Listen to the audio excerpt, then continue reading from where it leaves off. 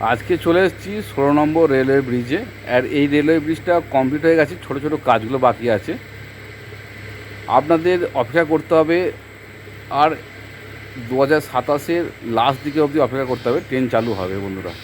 আশা করছি, মানে সবাই বলছে এখানে ডিপার্টমেন্টের মানুষরা। তো বন্ধুরা, এই যে 16 নম্বর যে রেলওয়ে ব্রিজটা তৈরি হচ্ছে, প্রথমে স্টেপটা হচ্ছে 103 মিটার, মাঝখানে হচ্ছে 69 মিটার, আমি এখানে দাঁড়িয়েছি সেটা 69 মিটার। আর আমার সামনে হচ্ছে 13 নম্বর রেলওয়ে টানেল।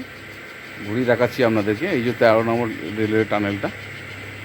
আর এদিকটা হচ্ছে এই এই যে পাহাড়টা আছে, কালিম্পং যাওয়া যায় পাহাড়টা দিয়ে। এটা মূলত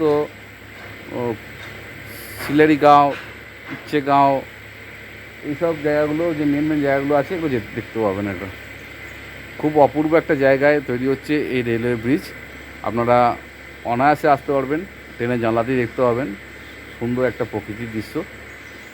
আর বন্ধুরা, বেশি দিন অপেক্ষা করতে হবে না, ট্রেন চলবে সিকিমে, কম পয়সা কম খরচে আসতে পারবেন, এটা আশা করি বন্ধুরা। চলুন, আরও অনেক কিছু দেখাবো, আপনাদের দেখানোর অনেক কিছু আছে, সেগুলো দেখিয়ে দেবো বন্ধুরা। আর আমার চ্যানেলটা সাবস্ক্রাইব করুন, সোমনাথ ঘোষ ভুতুবুড়ি ব্লগ চ্যানেলে, এবং ফেসবুকে সোমনাথ ঘোষ লিখলে আপনারা পেয়ে যাবেন। চলুন, নতুন নতুন ভিডিওগুলো দেখাবো।